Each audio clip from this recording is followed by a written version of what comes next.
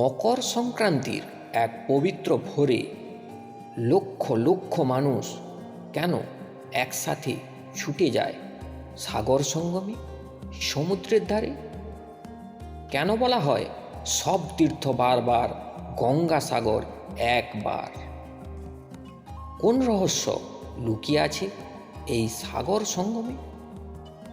এবং কি ঘটেছিল যার ফলে আজও মানুষ বিশ্বাস করেন গঙ্গাসাগরে একবার স্নান করলে জন্ম জন্মান্তরের পাপ নাশ হয়?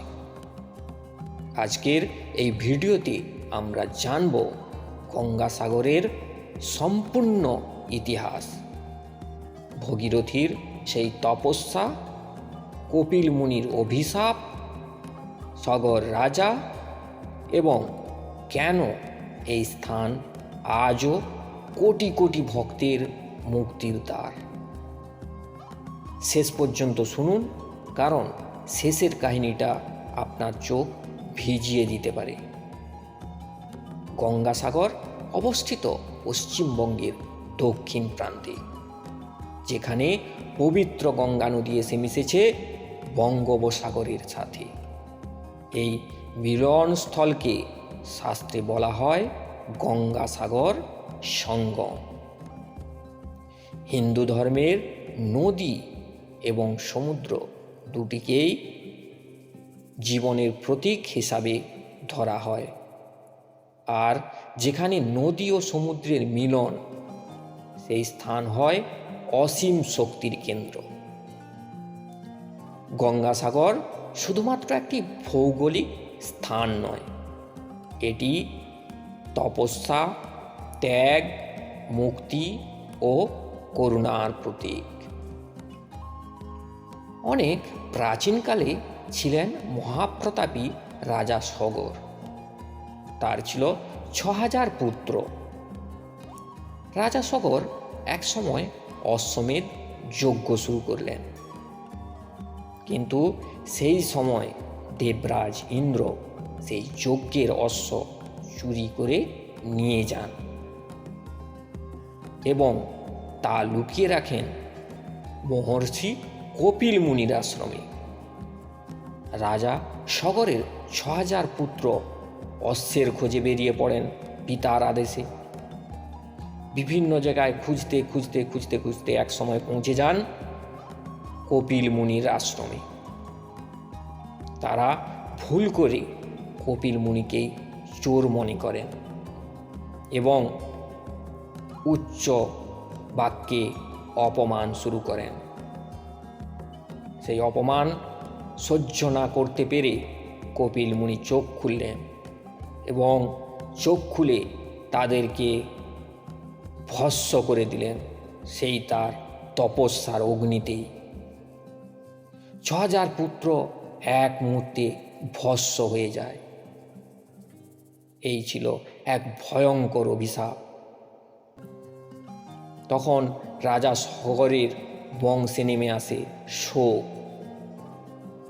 ৬,০০০ আত্মা অশান্ত হয়ে ঘুরে বেড়ায় যেখানে সেখানে।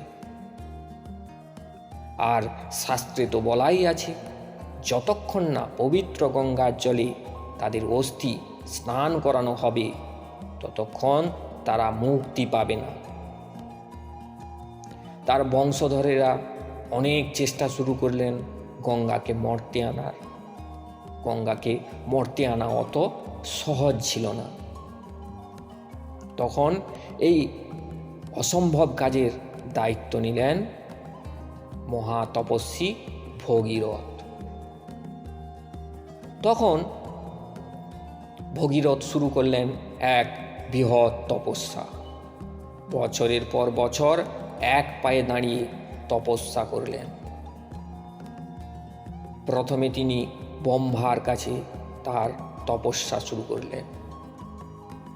ব্রহ্মা সন্তুষ্ট হয়ে বললেন, গঙ্গা নামবে, কিন্তু তার প্রবল বেগ পৃথিবীকে ধ্বংস করে নিয়ে যাবে। ভগীরথী তখন মহাদেবের তপস্যা শুরু করলেন। মহাদেব সন্তুষ্টও হলেন নিজের জটায় প্রবল ধারা ধারণ করলেন। শিবের জটা থেকে ধীরে ধীরে গঙ্গা নেমে এলো মর্তে। এই ঘটনাকে বলা হয় গঙ্গা অবতরণ। ভগীরথী গঙ্গাকে নিয়ে এলেন সেই স্থানে যেখানে কপিল মুনির আশ্রম ছিল। আজকের এই গঙ্গাসাগর সেই কপিল মুনির আশ্রমের কাছে রয়েছে। গঙ্গার পবিত্র জলে ৬,০০০ পুত্রের অস্থি স্পর্শ হতেই তারা সকলেই মুক্তি লাভ করল। এই কারণেই বিশ্বাস করা হয় গঙ্গাসাগর হল মোক্ষদ্বার, অর্থাৎ জীবনের মুক্তির দ্বার। আজ গঙ্গাসাগরে রয়েছে সেই কপিল মুনির মন্দির। মকর সংক্রান্তির সময় এখানে বসে গঙ্গাসাগর মেলা, ভারতের বৃহত্তম ধর্মীয় মেলা, যা লক্ষ লক্ষ সাধু, সন্ন্যাসী ও ভক্ত এই দিনে গঙ্গাসাগরে স্নান করতে যান। আর স্নান করে তাদের ধর্মীয় আচার সেখানে সম্পন্ন করে। তাই গঙ্গাসাগর আমাদের শেখায় অহংকার ধ্বংসের পথ, তপস্যার শক্তি, ভক্তির জয়। শাস্ত্র বলে একবার গঙ্গাসাগরে স্নান করুন, 1000 তীর্থ দর্শনের সমান হবে। আপনি যদি কখনো জীবনে সুযোগ পান, একবার হলেও গঙ্গাসাগরে যান এবং স্নান করে আপনার পূর্ণ অর্জন করুন। জয় মা গঙ্গে, জয় মহাদেব। ভিডিওটি ভালো লাগলে লাইক, শেয়ার ও সাবস্ক্রাইব করে পাশে থাকা বেল আইকনটি ক্লিক করতে ভুলবেন না। আমাদের এই ভক্তি বাংলা ইউটিউব চ্যানেলে প্রতিনিয়ত এই ধরনের ভক্তিমূলক কন্টেন্ট আসতেই থাকে। তাই জন্য বলছি, চ্যানেলটি অবশ্যই সাবস্ক্রাইব করে যাবেন। আর ভিডিওটি পুরো দেখার জন্য অসংখ্য ধন্যবাদ। দেখা হচ্ছে পরবর্তী এই ধরনের একটি ভক্তিমূলক কন্টেন্ট নিয়ে। ততক্ষণের জন্য সবাই ভালো থাকবেন, সুস্থ থাকবেন। জয় মহাদেব, জয় মা গঙ্গে।